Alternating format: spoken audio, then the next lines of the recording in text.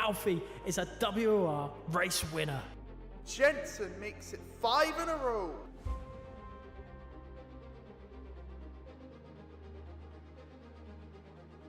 Danny Berejnay wins on debut. Shinaka returns to winning ways in WOR.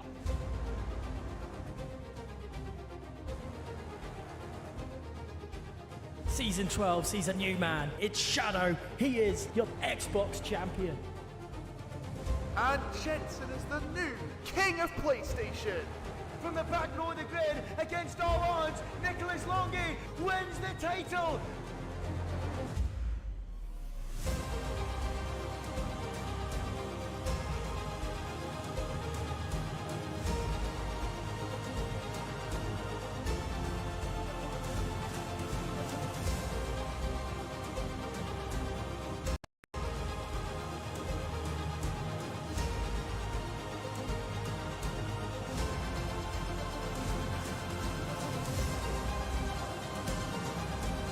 Goes past the safety car. What has gone on here? Bowman spins, stunning move from the Spaniard. He's taken out Rambo. Here comes Longy. We're going 4-way down to turn 1. Oh, he's taking him out. The captain Rogers complete. Sonic to the inside. Shadow wins to Brazil. Absolutely sensational.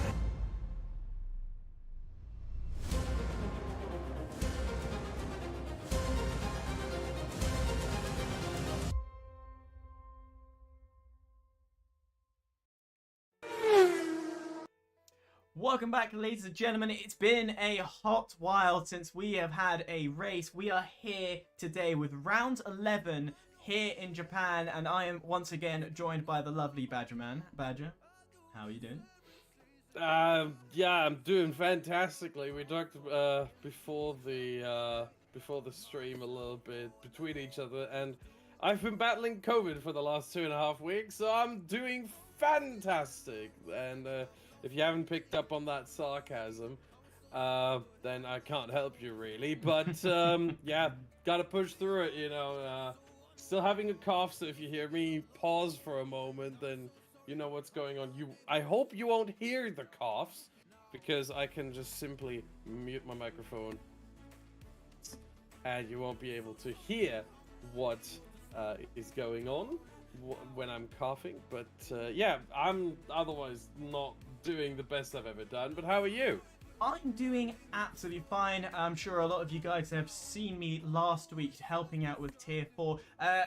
Essentially a tier that was streamless for a very, very long time. No stream, and I'm so glad I did that, because Singapore definitely posed some brilliant action. If you follow me on TikTok, you will see the clip I'm referring to. The last lap drama for P9 was phenomenal, and taking account that entire race was a complete mess, going from dry, wet to dry, and yeah, you can't write it anymore. But I've kept myself busy, commentating, actually looking for external work as well. So I've been busy, not battling with anything else. But we're here. We're back racing again, and I'm looking forward to the Japanese Grand Prix, because I've seen races happen on the Japanese Grand Prix, and if you've got a good mindset, this could be quite an interesting track.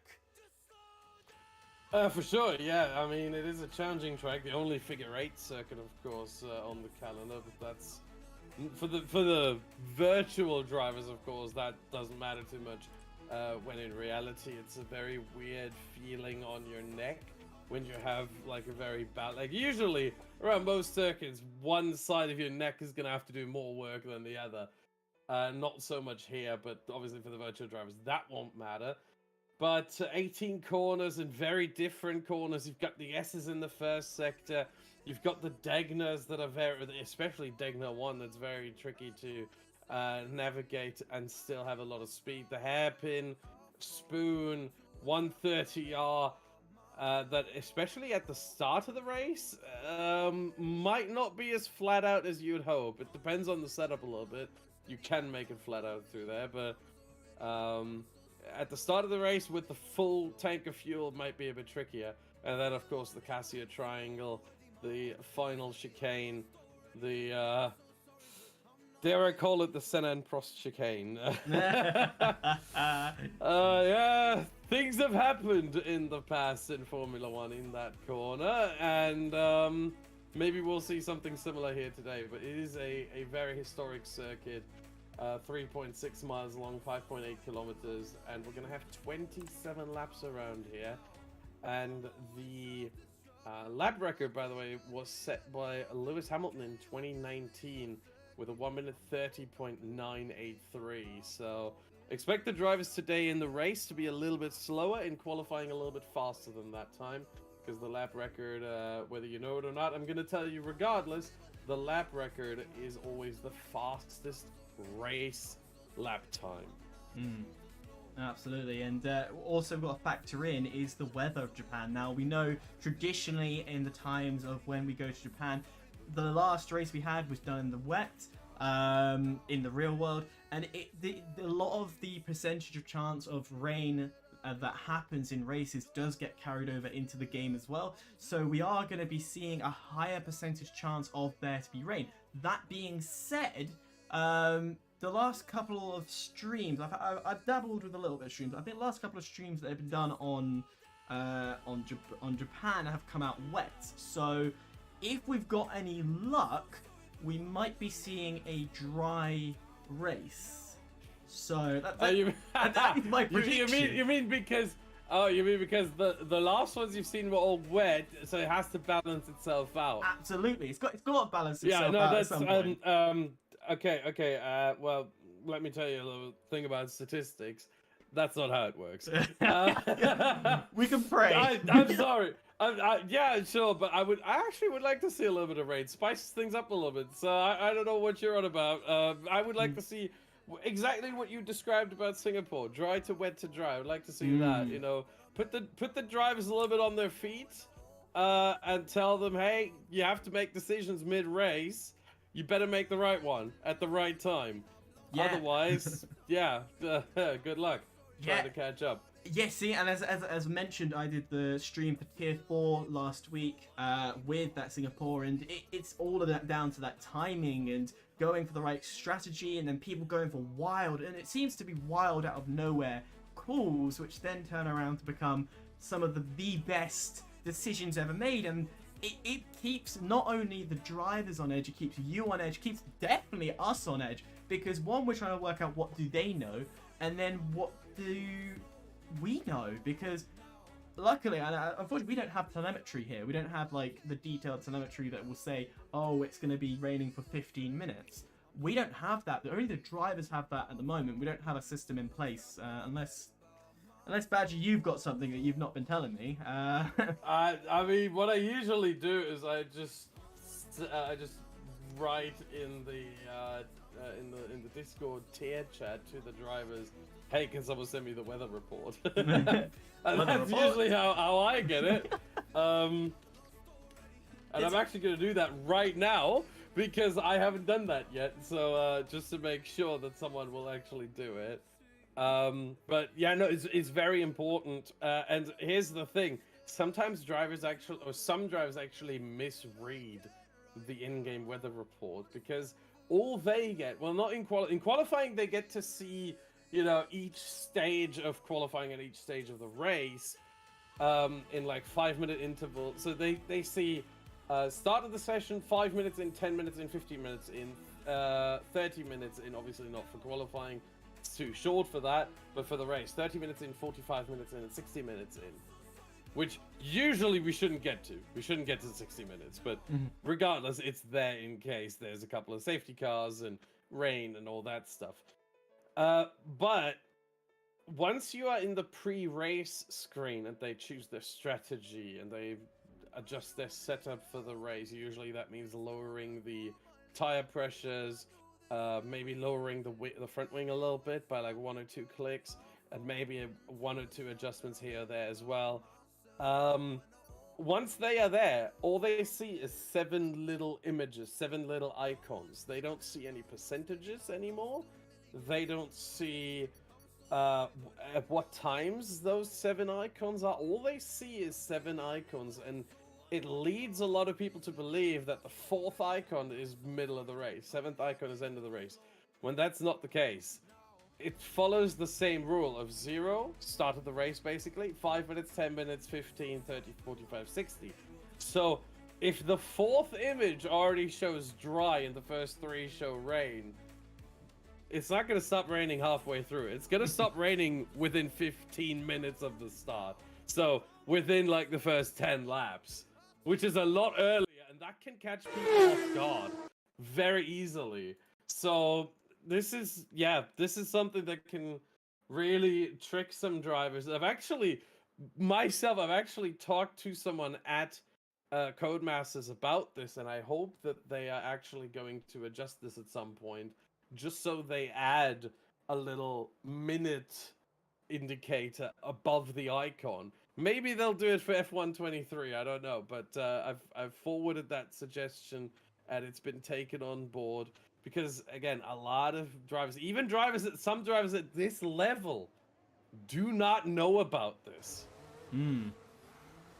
It's quite a critical thing. If you're not getting your weather points right, you can't predict ahead, you can't make these bolder strategies, you can't really predict, you can't basically plan ahead. And if you can't plan ahead, it leaves you in a bit of a sticky situation where you are gonna make some critical mistakes and lose out on great opportunities, and we don't want to see that. We want to see the drivers take advantage of these bold moves from our perspective and then turn out to be something brilliant. So you have to be mindful, and yeah, I hope Codemasters do put something in place so it's clearer, and especially for someone who's not as experienced like myself, it'll be easier to read.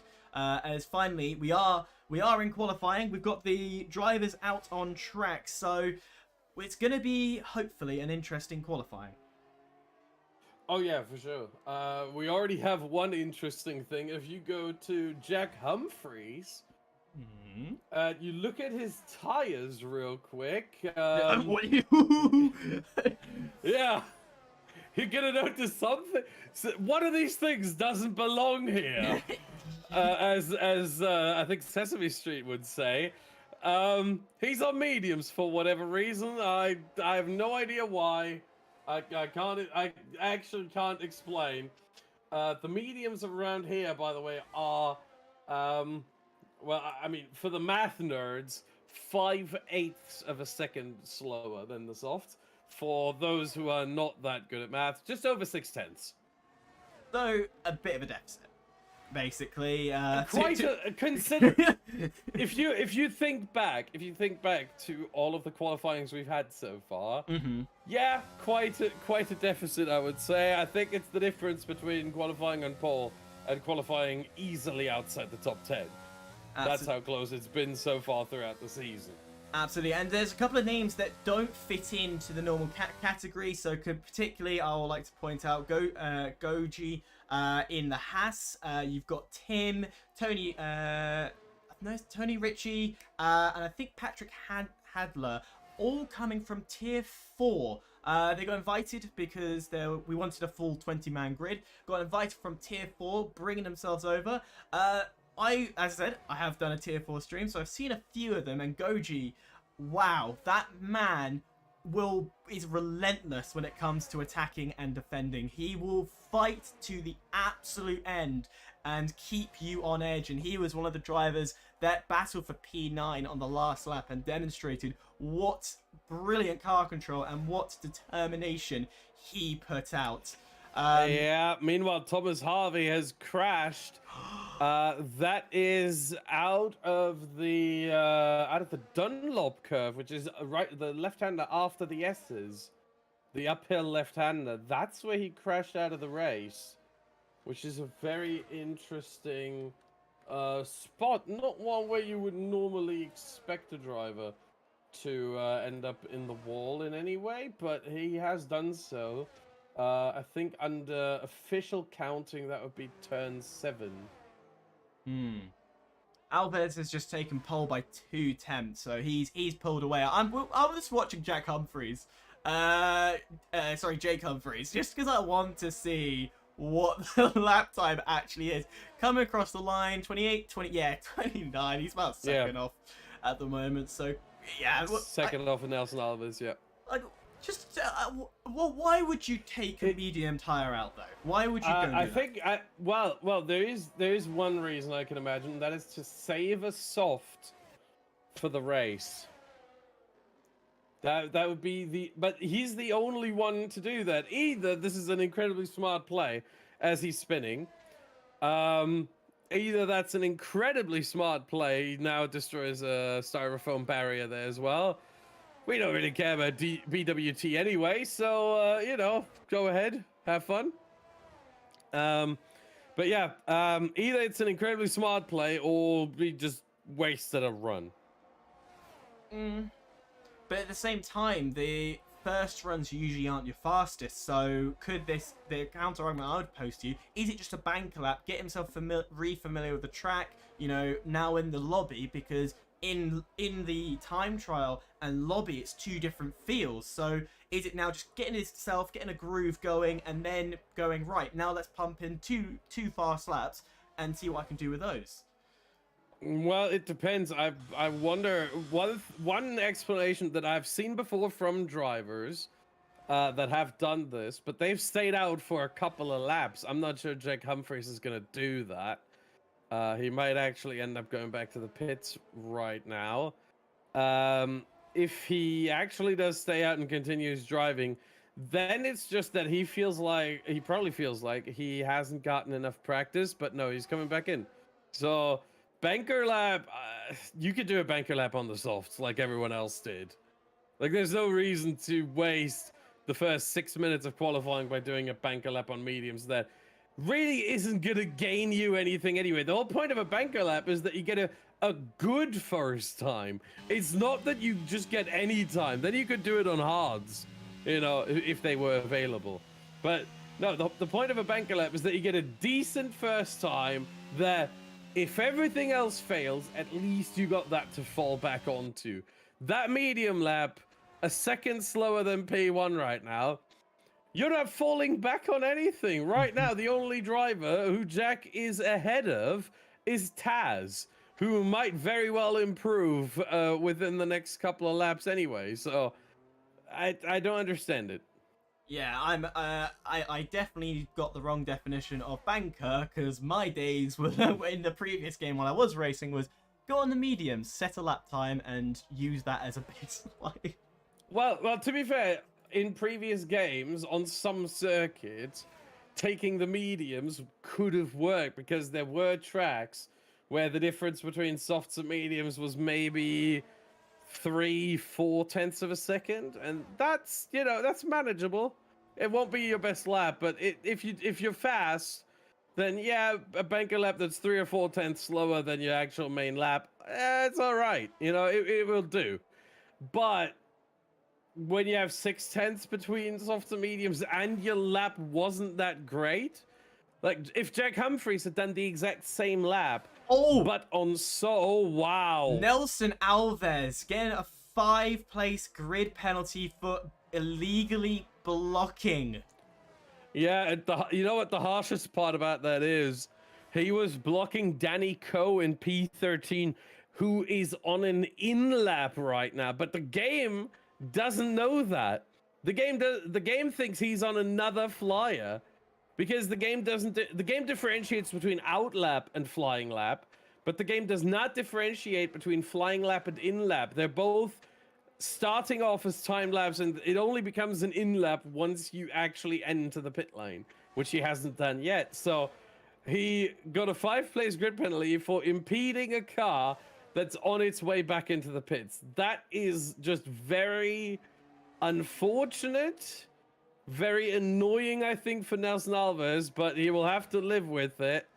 And yeah, he won't start on pole position. That is guaranteed. Yeah, very disappointing. And I think if we're gonna avoid that, is having a feature on the MFD is just to say in lap, so then the game recognizes. Some- Do you think the drivers would actually use that? Unless you stated I'm it in the gonna tell you. rules. Unless you stated it in the Yeah. rules, it could work. Yeah, even then, no. I don't think you would put up any rules like that. And if I can tell you right now, if I was a driver and you told me you have to say in lap every time, I'd be like, yeah, no, I'm not racing. That's silly. It was an idea. It was out there. You know, we're hoping for the best. I would actually say you can actually solve this from a game development perspective. If at any point during the lap you don't, at least in qualifying, you don't use the hot lap ERS mode and you switch to none. So drivers don't, for those who don't know, drivers only have 2 ERS modes during qualifying. Either hot lap, which tries to maximize the amount of ERS used on every straight to make sure that you get the best lap time, or none, which literally means absolutely no battery is deployed and it's just harvesting. If you start your lap, or if at any point during the lap you are on none, it automatically becomes an in lap. That would be the way to solve it, in my opinion.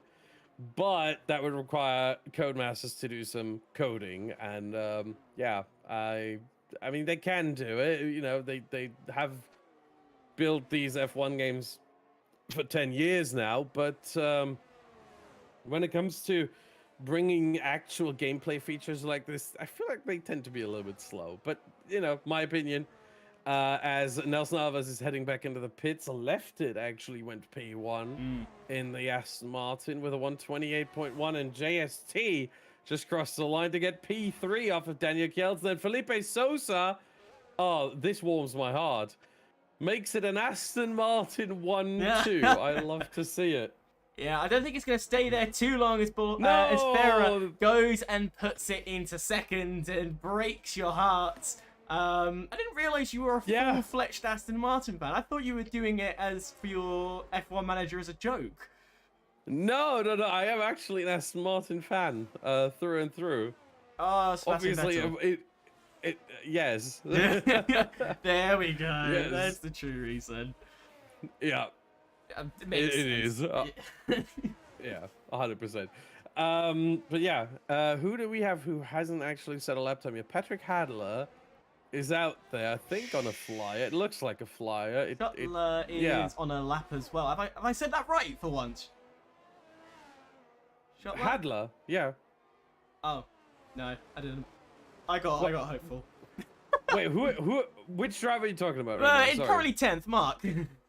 Oh, Mark Schluter. Schluter. Ah, it was close. Yeah, there you go. I'm getting there with these more complicated names.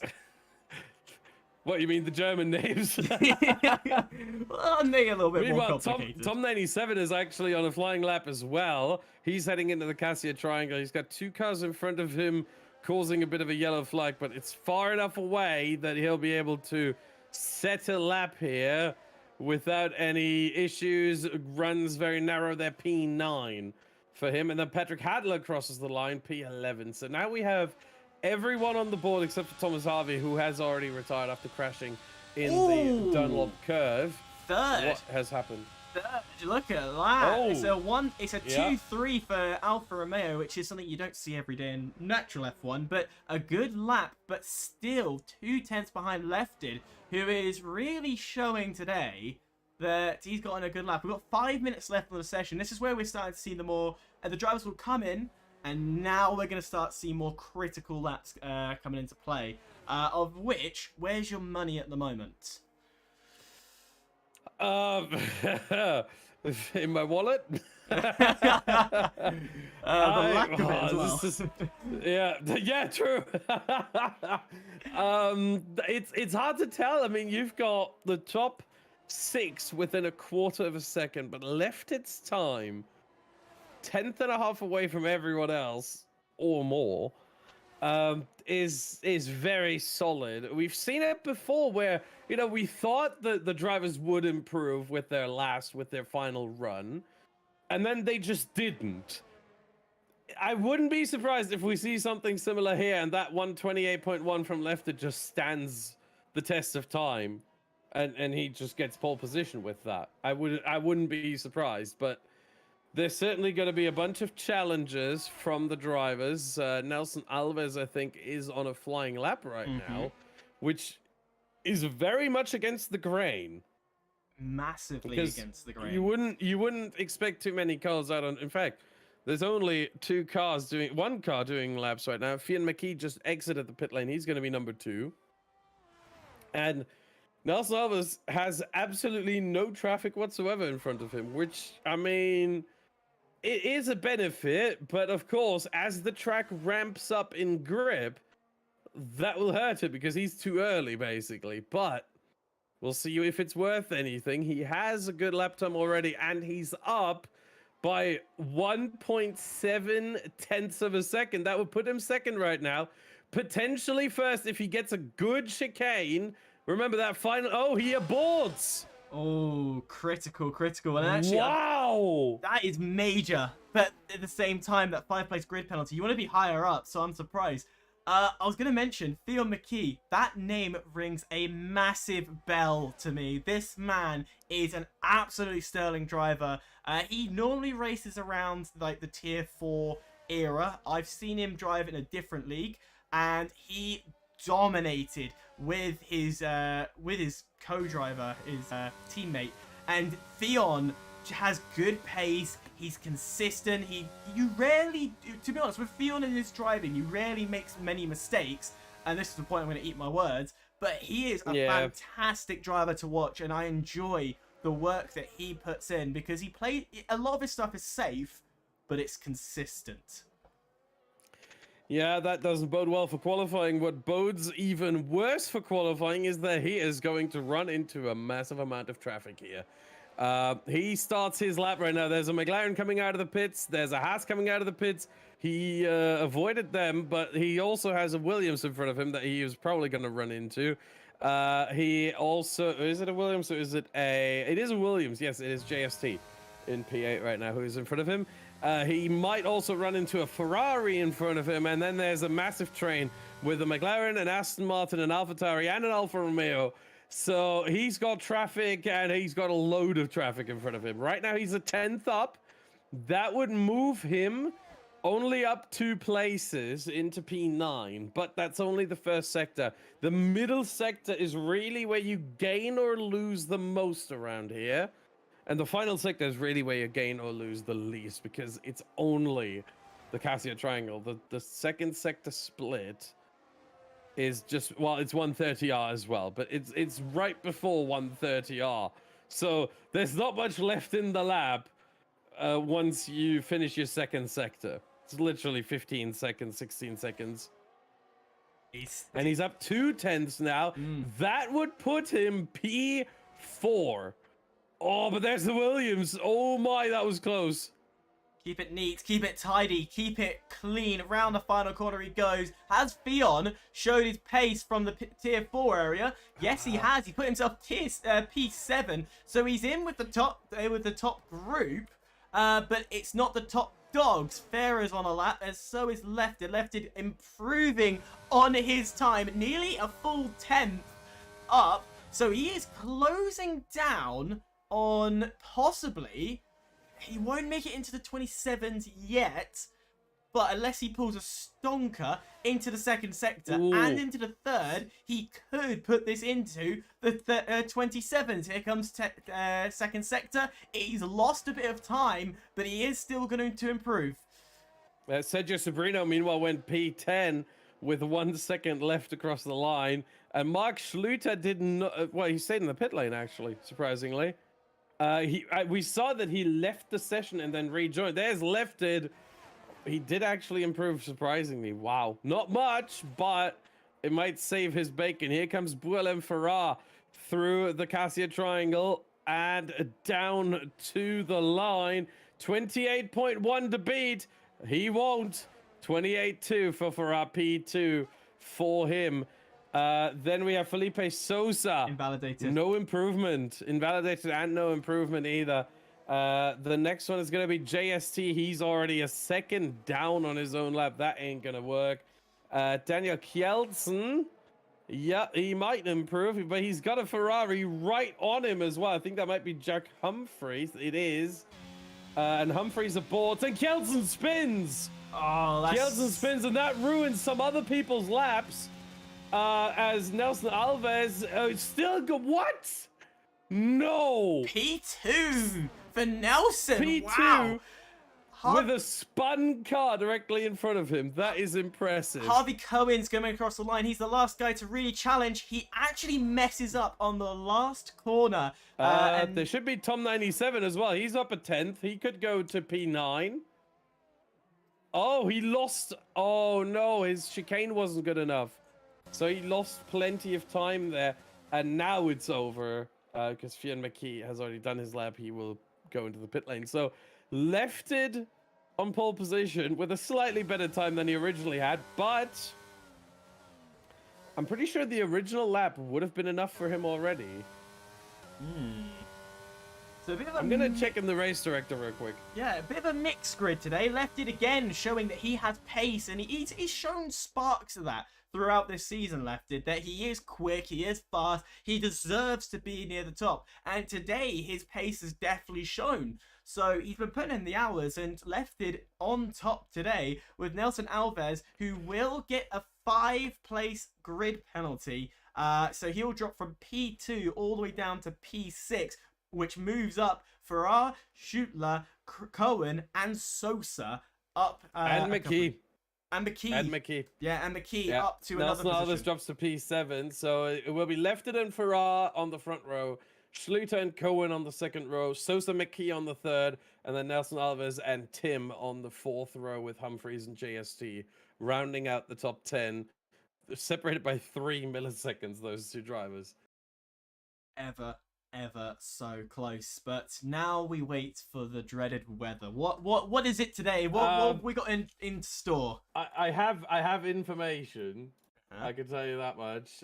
Nobody sent me any graphics because it's very simple to describe. Dry. Ooh. Dry tires. There's no rain expected. You jinxed it at the start of the stream. You said you wanted dry. Well, you got dry. I was hoping for a little bit of rain, but it wasn't meant to be. Oh well. We So get a dry let's- race. That means DRS, great overtaking. What Yeah. can you ask? Difficult strategy calls. Okay, yeah. We won't get those because so it's going to be pretty straightforward. I think all of the drivers, or almost all of the drivers, going to start on hard tires. They will either pit lap 15 or around lap 15, maybe 14, maybe 13.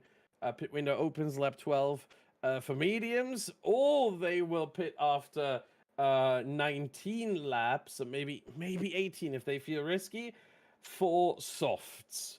Those are the only two ways I can see this go. I don't think we'll see many drivers of mediums or softs at the start of the race. Well, we're about to get underway. We'll find out in a couple of seconds what the drivers are on. 5 lights are on and they turn off, and it is go, go, go for the race. And it seems to be a good stuff from Lefted. Lefted staying to the outside, not having to cover anything because Farrar needs to go down the inside. Meanwhile, Sosa gets past Cohen, but Cohen's got a better exit on the inside for P4, and Cohen jumps a position early on in the doors on the get-go. Fionn McKee at starting P6 holds his position, and now he's going to get a true taste of racing in Tier 2. But Harvey Cohen has got himself past Schutler as well, and he's now up to P3, so he ain't wasting time. Fionn McKee has just overtaken Sosa for P5. I said that man has got a bit of pace. He's already making his way up the field on the first lap. Yeah, and he's threatening Mark Schluter as well, trying to get P4. Not in the hairpin. Although it is a decent overtaking opportunity, but not the best. I think the best one, once DRS is enabled, will of course be turn 1. Other than that, DRS overtaking might be quite tricky, but we have to talk about Harvey Cohen. 9/10 behind Bourlem Farrar already. There might be our first break in the DRS train if we exclude Tony Richet in P20 right now. As Sabrino goes past Tim on the Exeter Spoon. That's P10 for the Williams driver. And let's talk about tires real quick, because we do have 3 drivers on medium tires. It's Lefted, the leader. I don't blame him for doing that. He wants to pull a gap on everyone else early on and then have them battle for the scraps. Get an undercut on everyone and just run away with this. Smart call.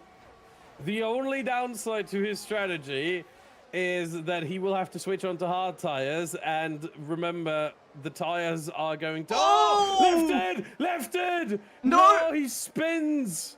Further back as well. Unbelievable. JST and Jake Humphreys also collide. We saw that one on stream as well. But yeah, Lefted dropping down. Virtual safety car. Yeah. Virtual safety car.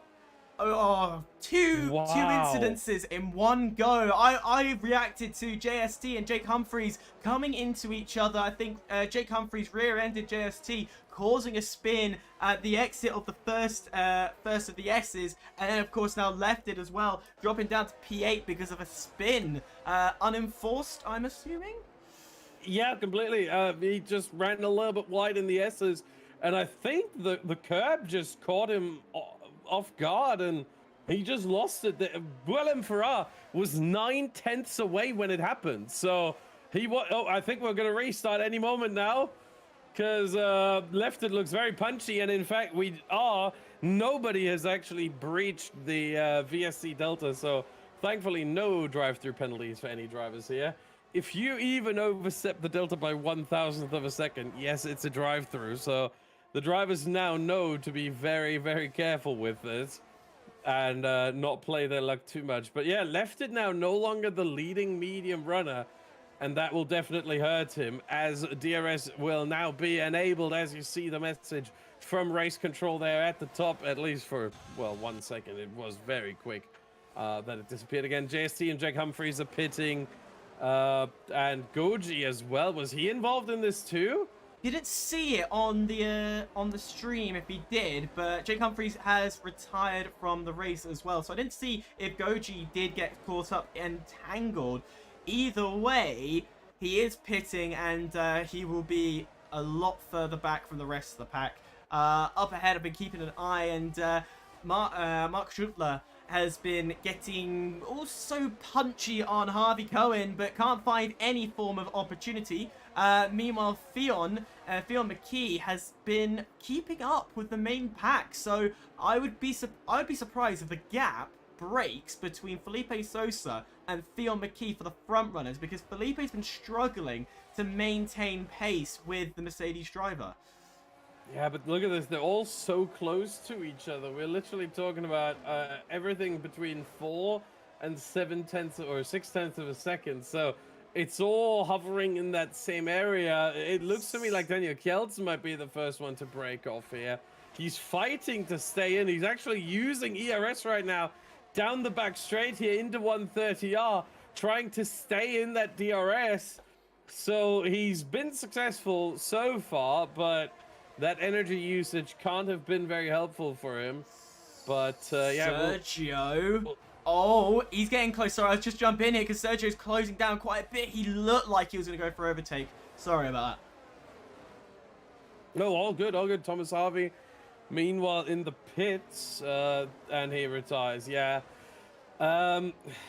it's something I've talked about before this season.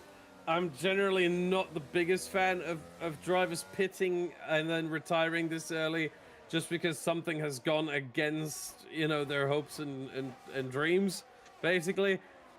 But I sort of understand, but there's always the chance of a safety car. You never know. And we already had a VSC. JST gone out as well. 3 drivers in the first 4 laps have gone and retired, which does mean that we are focusing on the main pack. The only 2 drivers left really fighting at the back is Goji and Taz, who are tier 4 drivers, and it is showing a bit. They were off the pace of qualifying. They've found themselves a lot further back, having to pit for, I'm not sure the full reason for both of them, but they are well off the pace with each other. Yeah, meanwhile, we can talk about some championship implications, because this is round 11 of 13. So after this race today, we only have 2 more, and our championship leader, Jeffrey Ritchie, is unavailable. He's not here today. So, who's second in the championship, you're asking? Harvey Cohen is. Who's second on track right now? Harvey Cohen is. And now you can take a guess how many points Harvey Cohen needs to equal Jeffrey Ritchie in the standings. That's right, exactly 18. I was going to say, is it second place by any chance? It is. It's exactly 18 points. So if Harvey Cohen finishes in that position that he's in right now, we have ourselves a championship battle on our hands. I'm liking the sound of this. I really am. But I know that Farrar has been up in there quite well. I think he's, what, 5th at the moment? 4th. He's, nice. he's 45 points behind Richie, but 27 behind Cohen. So if he wins this here today, he'll be 20 behind Richie. And if Cohen finishes second, then he'll also be 20 behind Cohen. So he'll be within, you know, shouting distance. Taz meanwhile retires in the pit lane as well. It's just, I feel like as long as it's not either lap 25 out of 27 in this case, or, you know, 3 laps before the end, or you've been lapped, I feel like you shouldn't retire. But 4 drivers have done so, including Thomas Harvey, who was 3rd in the standings. If Bourlem Farrar finishes sorry, I can't speak. If Bourlem Farrar finishes this race anywhere within the top 7, then Thomas Harvey will no longer be 3rd after this race. That is some interesting information, as there is a yellow flag throughout a lot of this track. It's showing on the map. It's only showing sector 1 at the moment.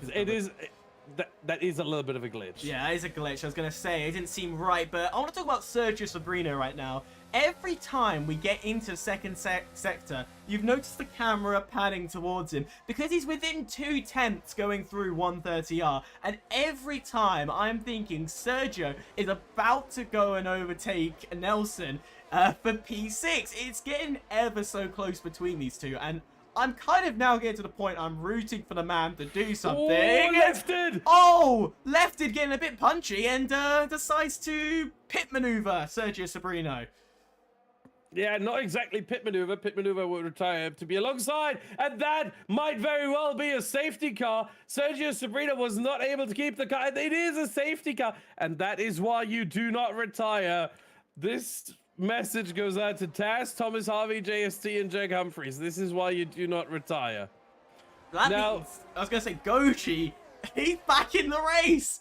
Yeah, he's back in the race, he's back exactly. in tier 4. At this point, if you could easily be on mediums, and then you'd have to just switch on another set of mediums later on.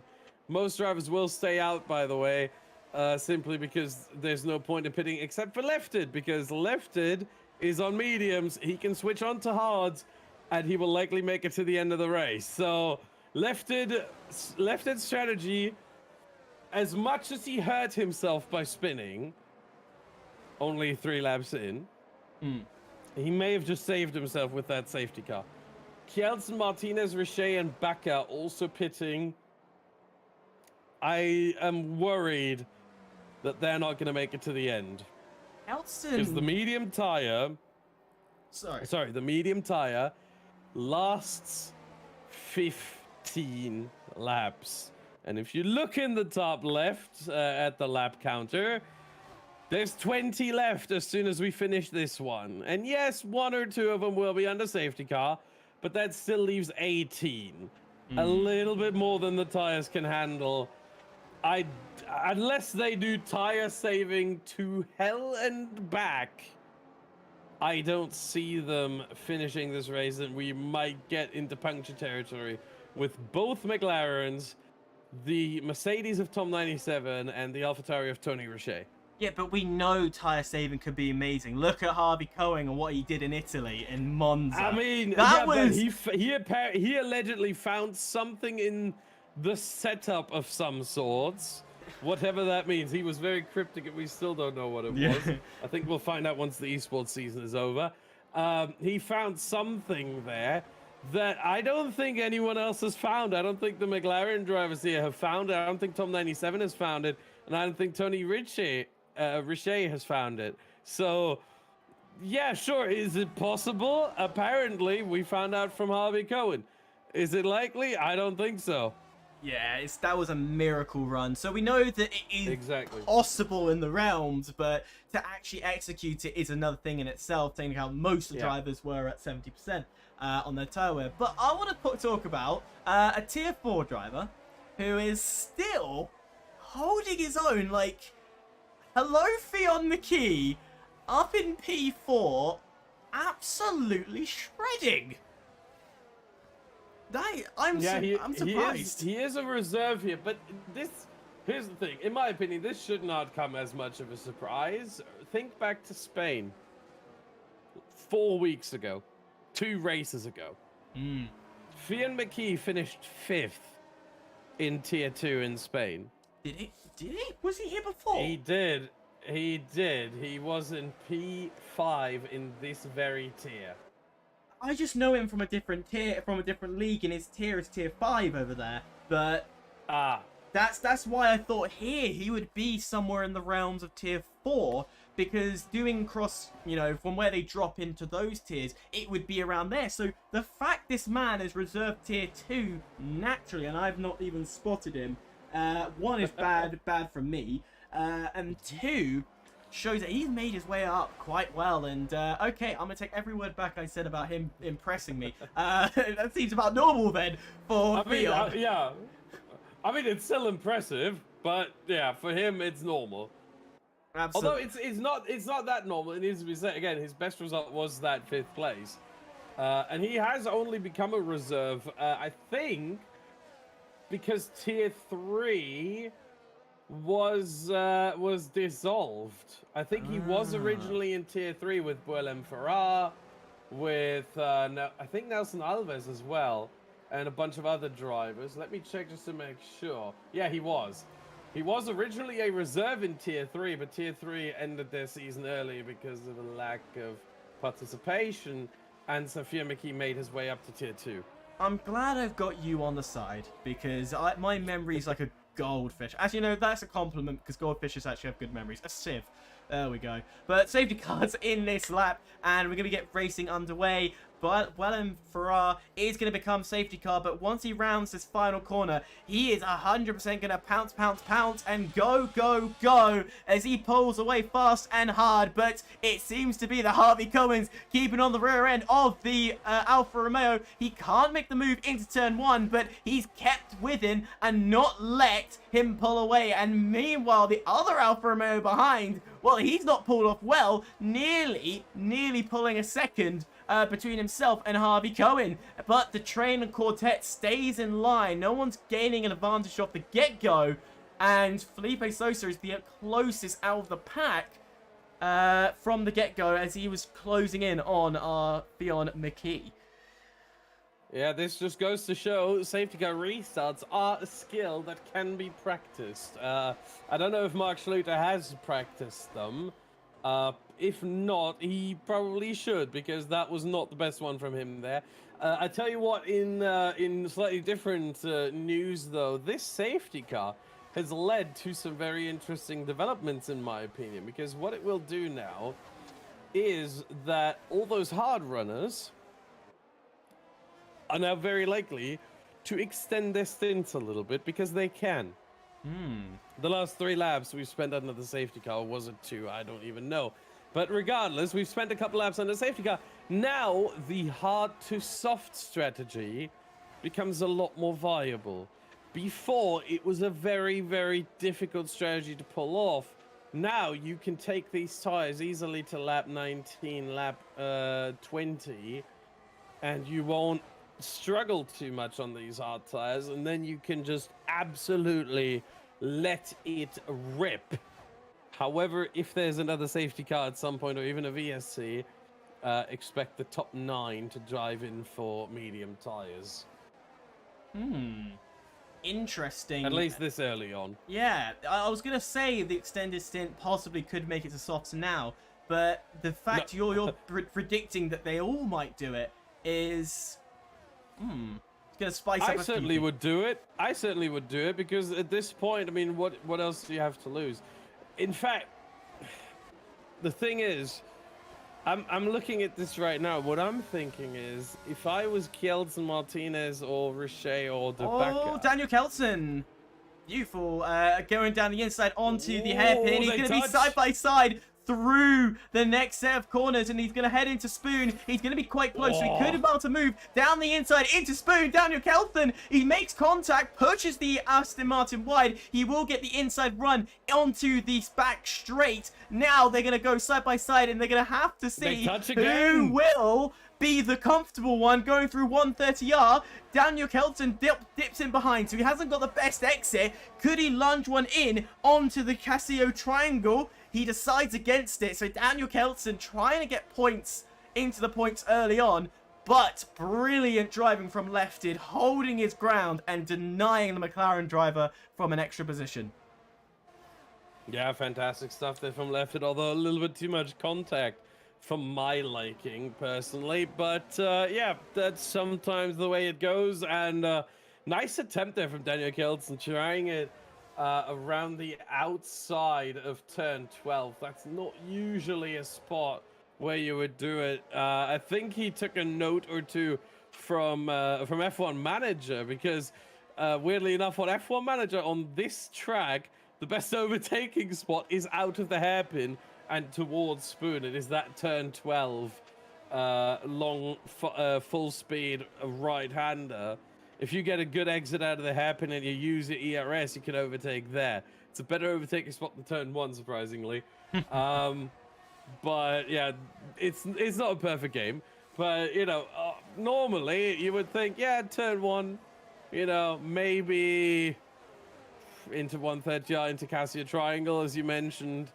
Maybe into the hairpin, but yeah, in this case, Daniel Kelton is very, very close to left it once again. This time he's looking for it not through 130R, but out of. Oh, and he does! Oh, that's going to be deep and bold. Daniel Kelton, late on the brakes like Daniel Ricciardo, and shows what he's made of as Daniel Kelton puts himself into the points. A man who, at the start of this season, comfortably, I would have said, top 3 contender, but recently not been showing his pace all too well. And this is the driving that I remember. Tom 97 spins! Oh. Tom 97 has spun around right behind that battle, and he's now down to 15th. Oh no, he was in a battle with Tony Richet in 12th, and I think there was just a little bit of unfortunate contact. In my opinion, not the fault of any one driver, just racing incident situation, but it sends Tom 97 spinning, and he drops 2 more places to Corey DeBacker and to Goji. Yeah, so unfortunate, Tom. I'm waiting for him to sit on the podium, because there is some good driving from Martinez, and I know he can get his car up there. I feel, and I agree to disagree with me, but there's just the mistakes, and the little mistakes he makes costs him nearly every race, which is why we're seeing him down fighting for 10th. I would, once again, you do have the memory of a goldfish, because he was actually on the podium at the British Grand Prix. He finished second. I need a second monitor up. I don't have one. You do. I have one, so I can watch the race, I can watch all the action, and at the same time have all that information on a second monitor. Meanwhile, Tim has actually dropped. Oh no, he hasn't dropped out of DRS. He just had a very bad exit out of the Cassia Triangle, but at the detection point, he was within a second of Nelson Alves, apparently. He just has to fight that back and claw that back right now, because the gap is 1.07. It looks like he's gaining it back here on Nelson Alves, back to 0.9. He's doing a very good job there through the S's. They seem to be his sector, his first sector here for Tim. Fantastic stuff in P7. Yeah, I don't think he's going to hold that come the next DRS detection point. It's on the edge. We're watching carefully. He's still within. Now he's out. We're just going to keep an eye on Tim, because this is the real major point, is the break of the DRS zone. For anyone who's new, the DRS train is essentially what you get DRS if you are... Schluter! Oh! Schluter overtakes Cohen in No! Cohen has PC issues again. Oh no! PC freeze again, and Fionn McKee, I think, ran into the back of him there. and spun him around accidentally. I think obviously because of the PC stuttering of Harvey Cohen, no fault of Fionn McKee, just very unlucky that all of a sudden Harvey Cohen unfreezes in front of McKee. But that has serious and major championship implications right here. And Harvey Cohen pits. Horrible. That is horrible. Yeah, it is. I would assume he goes for mediums to the end now. He does. So Harvey Cohen doesn't have to pit anymore. That's the good news. Bad news is he lost a whole bunch of time there.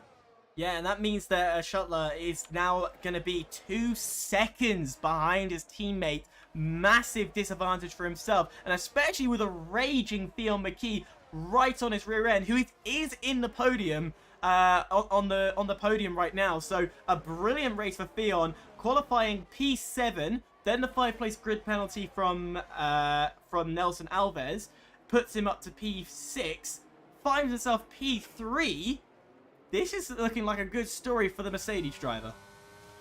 Yeah, meanwhile, it took us half the race. Yellow flag, that is Tom97 around on the exit of Degner 2. Has no damage to the car, but certainly damage to his race at this point. But yeah, it took us half the race to get the first track limit penalty. Unfortunately, however, at the same time, unfortunately for him, not so bad for the drama of the race, potentially.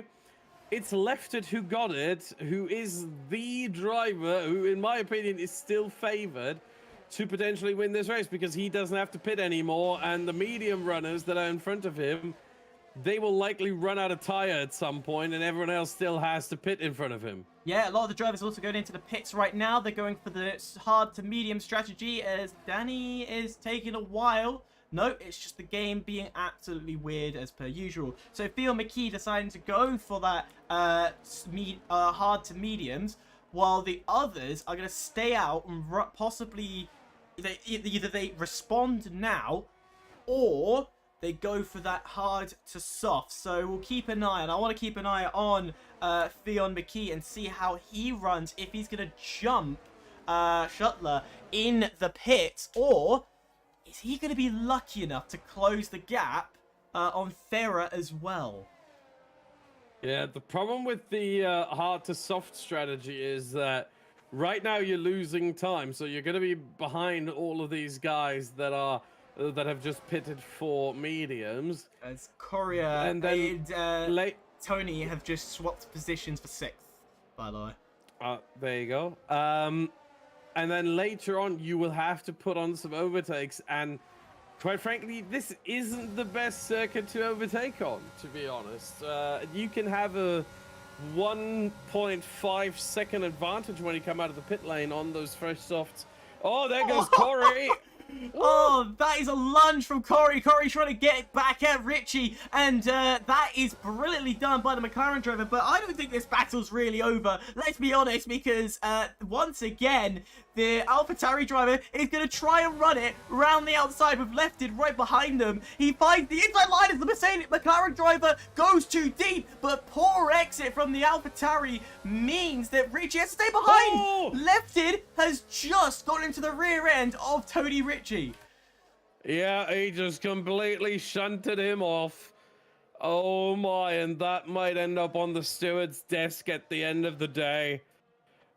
To be fair, I want to say at this point, it looks to me, and this is just a suspicion, like Lefted is desynced.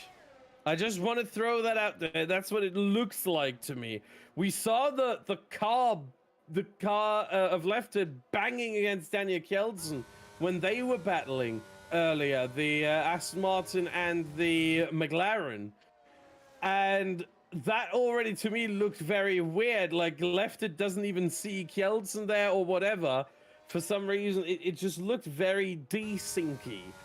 And this had the same kind of look. So I feel like there has to be some talk between the stewards and Lefted about what was going on there. And there needs to be some... I hope Lefted is recording his footage because I think that needs to be reviewed. If on his screen he was nowhere near, who was the driver who spun again? I'm sorry, I'm forgetful. Tony Ritchie. Tony Richet, yeah, Tony Richet. If he was nowhere near Tony Richet on his screen, that's clear desync, and he shouldn't be penalized for that because he can only drive to what is going on his screen. He can't drive to what the server says when he's not getting what the server says. Tony Richet unfortunately retired in the pit lane there after that incident. I think he got rear wing damage from that and diffuser damage from that. So yeah, that's irreparable, so no chance for him to get a good result here. So he just parks the car. But yeah, I don't know. It just looks very desyncy to me. I don't know if it is, but that's what it looks like. So Ferrara has gone in. He's pitted. He's gone for the mediums. Schuttler has now got himself within a second. He's now on the fringe of the second mark, so he's gained an advantage from that.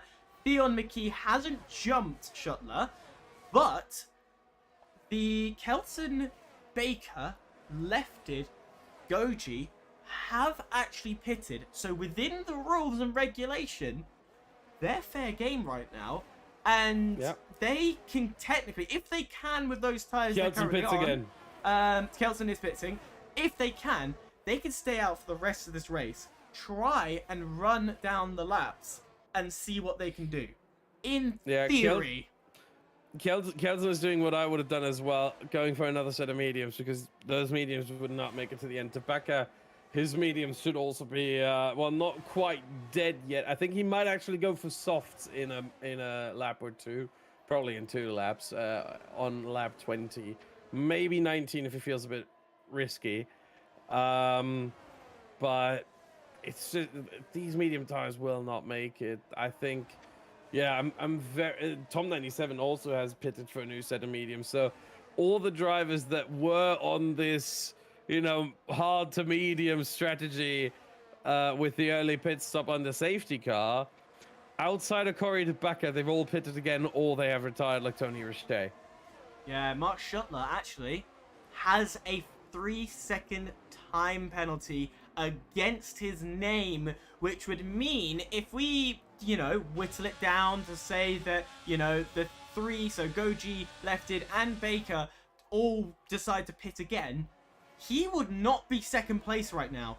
Theon McKee will jump him, and Theon will have one of his best races he's ever had on possibly in his F1 career at the moment. But yeah, Mark Schuttler is being held up by Goji, and Goji actually he's been driving nicely. He's not the quickest, but he's been making sure that Alfa Romeo stayed back for as long as he can, but he can't hold it off anymore, and there's going to be another straight. No, this was clever from Goji. He wanted the DRS. That was where the detection point was. Lefted pits? What am I seeing right now? He was the one driver I was fairly certain he would make it to the end of the race on those hard tires.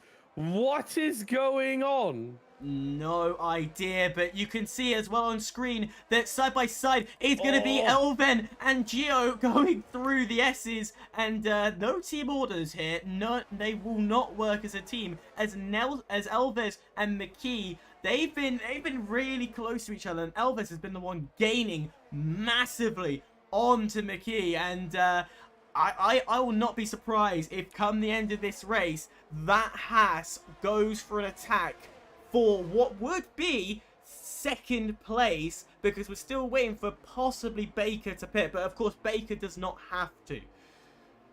Yeah, he's not necessarily required to by rule, but he might be required de facto. Simply because those tires won't last. But we'll see. Maybe he can stretch him out that long. I'm highly doubtful. If I look at his lap times real quick, and how they have been developing over the last couple of laps, he's been quite consistent in the mid-32s, and he stays out one more lap. So, yeah, another 32.8, mid to high 32s. So there doesn't seem to be that much wear in them. And you got to remember, we've seen Daniel Kjeldsen battle a lot. We've seen Lefted battle a lot. We've seen Tom 97 battle quite a bit. we haven't seen Corey DeBacker battle all too much. He's kept his nose clean. He's not been fighting. He's just been focusing on his tires, making sure they're in temperature range, making sure they don't overheat, they don't wheel spin, they don't, you know, wear out too quickly. So maybe this is his tactic right now, that he says, you know what, I wasn't interested in fighting from the very beginning. I just want to make the finish on these tires, and that's what we're seeing right now. I wish we could see how much percentage of tire wear these tires have on them right now. I would love to have that information, but we don't have it. So we are as much in the dark as you are, dear viewers, and we're gonna have to wait until either he pits, potentially for softs at this point, or he gets a puncture. Just a slight correction. Baker did have an interaction with Richet, but it was a very brief moment, and it didn't last all too long. But he has dropped. Baker's dropped two. He pits. 2 seconds have gone, and yeah, Baker's in the pits. So this means that now That's the soft. grid will align itself accordingly. As Nelson Alves gets a tank slapper on the exit of the last corner, which is going to allow Felipe Sosa a possible taste of opportunities. Closing and closing. Felipe Sosa is going to look to the inside, decides against it, was going to go around the outside, but through turn 2, no. Felipe Sosa was tempted by the opportunity that Alves presented, but decides it wasn't right and wasn't enough of an opportunity to make a necessary move. Yeah, meanwhile, Corey DeBacker exited the pit lane, and this is going to be important, with a gap of 15 seconds. He's now going to go up to 15.5 as he warms up those tires. It shouldn't take long, because the first sector here of Japan is the tire warm-up sector, really. Considering how many curves there are, how many corners there are, how long they are, the tires should be up to temperature by now easily. So 15.5 pretty much is what he has to make up to, to try to win really at the end of the day, but only 11.7 at this point is what he has to make up to beat Mark Schluter. In fact, 8.7, but then again, Fian McKee would be second, so we're talking about right around 11 seconds he has to gain in 7 laps, so 6.5 really at this point. So it's going to be tricky because, again, those soft tires compared to now the used mediums, they should be over a second a lap quicker. Absolutely, but he's got to go through a massive pack. So the next one ahead of him is Tim, but Tim's fighting with Harvey Cohen and Goji, who are absolutely getting their elbows out as there goes Harvey Cohen to get past Goji, and Goji did not defend at all on his position, and Goji had to pit from the first lap. Currently in the points, so if he can hold back Tim, that's going to be a good day for the Haas driver and points for himself. Then you've got the battle, and you said you possibly get into P2. You've got to get past Sosa, Alves, McKee, and Schuttler, who are all extremely close, waiting for the other driver to make a mistake. I don't think, realistically speaking, Baker, if he does a brilliant good job, I think he could possibly get P6, but I don't think any higher than that. We'll find out. Left it, meanwhile, also on soft tires, gets the fastest lap of the race. Not that it matters all too much, other than a little bit of bragging rights here. And Tabaka now has Tim and Goji in his sights. If I'm on board right now, he can see them, and that psychologically does something to a driver. I can tell you that from experience. If you see the car in front and you know you have better tires, oh, it's on. It's very much on, and he will likely get the DRS as well. He will, in fact, have the DRS. Just about. And, 2 in 1. 2 in 1 overtake.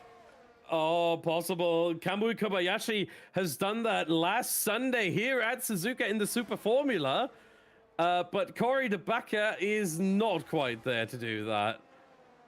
No, a little too far away, and the only reason I pose it is these two have been fighting it out, but Corey... he might overtake here. He might overtake in the S's. Yeah, can he do what George Russell did to the other drivers in Formula 1? It'll be round the outside on this curve. He decides against it, but it'll be through the... Ooh, do you do it through the Degner? No, he does it through the Dunlop curve. Dunlop curve, and Baker puts himself P11. He needs to take one more car to be in the points. Up ahead, though, no movement, no adjustment. So we will focus on the parade that Baker is forming. Yeah, it's something that is very tricky.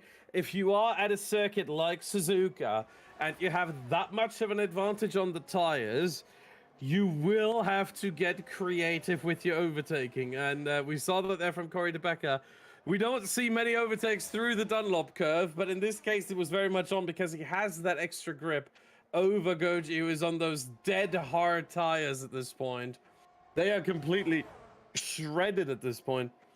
And now with DRS, I think this is only going to be a technicality, and Corey DeBecker is going to get this position quite easily here. Uses some ERS, goes past, and waves the AlphaTauri goodbye. There is P10 for Corey DeBecker, but he does have a penalty. Goji finally has to pit. He realizes he is not going to make it on these tires to the end, so he's going to go pit again, goes for softs for the last 4 laps. Try to take that fastest lap away from left-id, but his race at this point is basically over. Hadler going past... Oh, no, what happened to Danny? Danny must have spun in the Dunlop curve, and Corey DeBecker now coming up on him. Is he going to be creative again? He's going to have to be creative here. Go down on the inside of the hairpin, or if he's lucky... No, he's too far away. He's too far away. Yeah, too far away, but he does have an inside line, Danny which lets is him. Yeah, it almost gives it away. Round through turn 12, he will make the move going into Spoon, but that Red Bull still got good traction with those used medium tires. How creative is Baker gonna be? But it's not creative enough. So 130R overtake question mark, or is he going to get it before? As a good exit through the exit of the Spoon curve, as he will hunt him down next corner. As said, he's bump drafting him. He's bump drafting him. You might as well. Might as well. Not sure you can do that in F1 cars, but that's what we're seeing. And then he's just waiting for the DRS. A little bit of patience. Yeah. In this case, it makes sense because there wasn't that much time until the DRS zone came.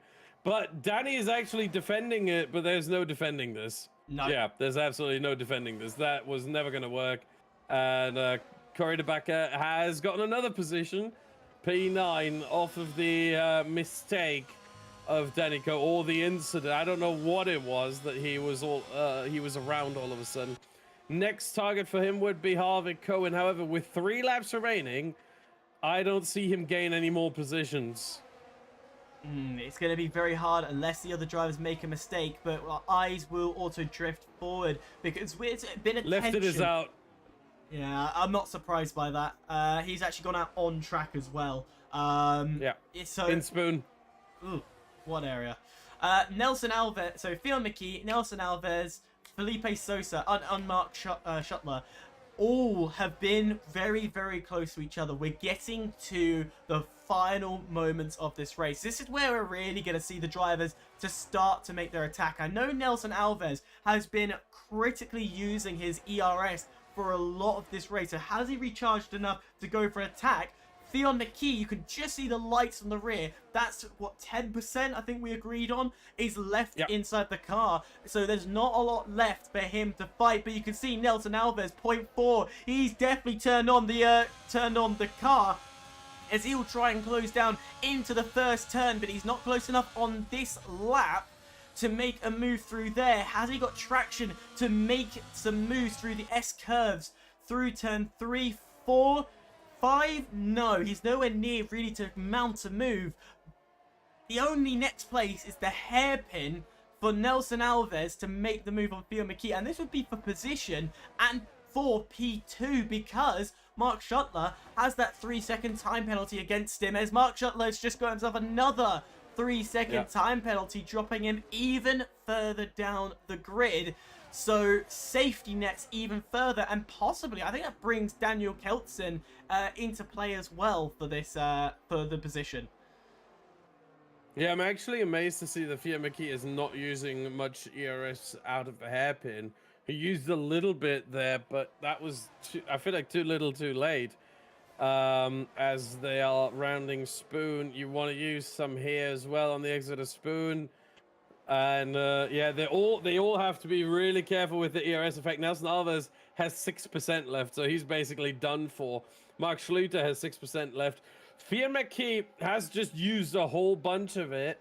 He's also down to 6%, so they've all used most of it. Alves is closer than ever. So is Sosa. They are all ridiculously close. They are using every inch of their ERS. On the final lap we go of the Japanese Grand Prix. Alves looks to the outside. He decides to switch it back to the inside. Fion McKee covers the line brilliantly, not too aggressive, but just holds off the Haas driver, temporarily keeping him behind. Felipe Sosa is going to capitalize a little bit on this, getting himself closer to the Haas driver and put the pressure on for Haas. And now we go through a section that really you stay single filed. The next opportunity will open up into the hairpin. We'll stick with this battle possibly to the end of this race. Into the hairpin we go. Who's bold enough to make a lunge? No one's lunging just yet.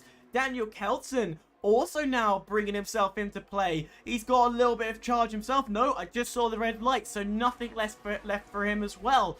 Through Spoon Curve we begin. This is the next opportunity. Look at Felipe Sosa. Look at Felipe Sosa. He's got 35% ERS left. Oh, he's 37 now. Open he will fly.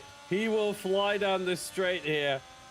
He might actually send it into the Casio triangle on Nelson Alves for a potential podium position. Oh, he gets sent wide there. He sends it up the inside. He runs too deep. He pushes off Nelson Alves, who gets an unjustified penalty. He might have that removed after the race. And it's Bourlem Farah who wins. Fian McKee second. Felipe Sosa third for now. Nelson Alves gets another 20-second penalty for leaving the track and gaining a position, but that might also be removed. So Nelson Alves right now is out of the points. But if we remove those 23 seconds that the game just gave him, he'd be third. Yeah. Wow. Action to the end. I think the stewards are going to have to do a lot of work here to tell people, yeah, you didn't finish that high up the order because there was a 23-second penalty that was really incorrectly given by the game. I've never seen a penalty that high be given by the game. That was impressive. New record, you think? Yeah. I've seen 5 second, 10 second. I've seen stop and go, drive through. Oh, I've seen drive through. I have seen 10 second stop and go. Yeah, but a 20-second outright time penalty I have not seen yet on this game. Impressive. But Bourlem Farah, we need to talk about him because we haven't talked about him all too much during the race. What a win from him. Second win of the season, fourth if you count the 2 sprint races he's been a part of, because he's won both of them. Just an amazing performance from him. Yeah, he is now up to 108 points. He is well in the championship battle, third in the standings. And I think the other person we have to talk about from a championship perspective is Harvey Cohen. Yeah, I know it says P5 here. He will end up P6 at the end of it all. Because again, no, surely that, I mean, at the very least, the 20-second will be removed. I can guarantee that. But and then Harvey Cohen will still end up in P6. Oh, yeah. So that is 8 points for Harvey Cohen, which means we have Jeffrey Ritchie on 128, leading the championship after being unavailable today. Harvey Cohen 10 points behind. Bourlem Farah 20 points behind. So we have 128, 118, 108, the top 3. Literally equal distance between them. And we have 2 races left. Brazil, and then the season finale at Jeddah. I don't know who's going to win this championship. I think Buellem Farrar, considering how late he joined, you got to remember, when he joined the tier, Jeffrey Ritchie already had 77 points. Yeah. And now Farrar is within 20. That says a lot about Farrar. Like, it says everything about him. If we just discard the last the first 4 races that he wasn't able to join, he would easily lead the championship right now, and Harvey Cohen would probably be second at this point. Absolutely, he would be ahead of everybody else. Farrar has just been dominating this scene and showing that I don't know why he was in tier 3. Why was he here in tier 3? The man is amazing and deserves to be in tier 2. You know what the craziest part is about all of this? Go on. When tier 3 folded, he wasn't actually leading tier 3. Huh? Mark Schluter was, yeah. By 7 points. How? I don't know. It beats me. It just goes when you're in a different scene, a different set of drivers, and you get a different vibe, feel, the way they drive. Yes, but I think, sure, the vibe, yeah, sure, but I don't like putting things down to vibe. I do. There has to be a logical explanation. I think the logical explanation is that Buellem Farrar has always had good consistency. Absolutely. He wasn't the one thing I think he may have struggled with was strategy calls. But in a tier like this, where the drivers are a bit quicker and a bit more consistent, being bad at strategy doesn't hurt you as much. Because there's less safety cars than in tier 3, there's less VSCs than in tier 3. So making the wrong call, I mean, having to make a call in the first place, having to call an audible, if you will, in the first place, happens less often. And so it doesn't hurt you as much. So I think that's why Mark Schluter might be suffering a little bit, because the pace of the two is similar. We saw that today. The consistency of the two is similar. The one thing that hurt Mark today was the penalties, obviously. But other than that, I think it's just the fact that Mark maybe is good at strategy, and that maybe helped him in tier 3. And he didn't have quite the pace and quite the consistency, whereas Buellem is struggling with the strategy, which does help him here in tier 2, where there's less. Granted, we had a VSC and a safety car today, but generally speaking, there's less going on than there was in tier 3, I think. Generally, as you go down the tiers, you get more incidents, you get more VSCs, more safety cars. And so I think that's what helps Farrar at the end of the day. That, he just doesn't have to worry about strategy all too much. And it worked out in his favor today. Absolutely, absolutely. And just a little fun fact. Do you want a nice fun fact? There are 35 drivers in tier 2 that have a point minimum. 35 drivers. We've had so many. There might be 36. There might be 36 and 37 after today's race. Oh, there's gonna be 36, 37. There's gonna be a lot more. This is probably the biggest leaderboard. We've got 42 drivers who have at least no. Could it hold remove up. 3 of them? Timeout. Hyper. Timeout. You want to know how many drivers have 1 point in tier 1? Oh, go on. 42. Wait, no way. Is Yeah. it really? Oh Yeah. my. Yeah. How many drivers do they get for tier 1? Bro. Yeah, everyone's jumping in and out depending on whether F1 Esports is need to be prepared for or not. Of course, Lucas Blakely's up at the basically top. Hold up, Lucas Exactly. Blakely up the top. Blakely is up at the top in tier 1. He only participated in the first 5 races. Won 4 of them, finished second in the other one. That is So, hilarious. Yeah. That really is. It is. He scored at least 24 points in every race because Bahrain was a sprint race. So he got 6 points in the sprint race and 18 in the normal. So 24 points in every race at least. And also big shout out for Ronha. Like I have a little special connection with him. I got to commentate him personally when he was in Xbox. When he was still a contender, I saw Ronha move up the ranks, and now look where he is, winning races for the esports scene, and it's amazing to see that. And there's a little part of me is like, oh my god, I commentated him. Calm down. But yeah, so we have back to tier 2. We have 2 races left. We have Brazil next week, and then Jeddah in 2. Is it next week, or are we gonna have another break week? Let me check. Let's have a look. Because of Brazil, because that's gonna be another one of those weird races where. Don't tell me we got a break because of England USA for football.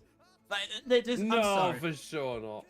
From the way the dates without races is saying November 25th. Oh, we have a break week as it seems. So I don't think so I think we'll be back in 2 weeks. The whole football. I think let me get some confirmation here first off. From Luke himself. Yeah, because I do not approve Football World Cup to overtake racing. But I think simply because of the Brazilian Grand Prix. That's going to be next week. Yeah, the Sao Paulo in November 13th. Yes, 100%. That will be. And because it's in the evening as well, because it's in Brazil and time zones and all that. So I think that's going to be the reason. I don't think the football is going to. Yeah, so next week will definitely be a break. 20th will be back on and going again. I'm just trying to co-spawn, and then the 27th. So yeah, the only break we have will be next week for the 13th. Definitely for Sao Paulo. We will not be affected by the football, so thank the Lord for that, because nobody cares. I say nobody. People do care, but I actually want to check. Oh no, the Abu Dhabi race is early enough that we won't get into trouble. Yeah, so yes, I think we'll be back in 2 weeks then. Sorry for that confusion there, ladies and gentlemen. Here's the thing, most of you have turned off by now anyway, so for those of you that have still remained, thank you very much for watching. We'll be back in 2 weeks with our version of the Brazilian Grand Prix, and then Jeddah to close out the season, and probably then crown a champion, although Richie can wrap up the title in 2 weeks in Brazil already. He just needs to outperform both Harvey Cohen and Boualem Farah, which is difficult enough as it is. Yes, massively difficult enough it is. But thank you for all for watching. If you are a loyal supporter of the Tier 2, as I said, back in 2 weeks. But if you want more action, then stay tuned, because tomorrow we've got the Xbox Tier 1 boys battling out. I think they're in Japan themselves, so we're going to have a battle out there. The Xbox Tier 1's going to be in Abu Dhabi. In Abu Dhabi, then. So they're going to be battling it out right there, having a great time on the track. I believe that's also a sprint race as well, so even more juicier than it is. So if you want action there, stay tuned there. But as I said, 2 weeks' time, we'll be back to Tier 2. Thank you all for watching, and have a great night.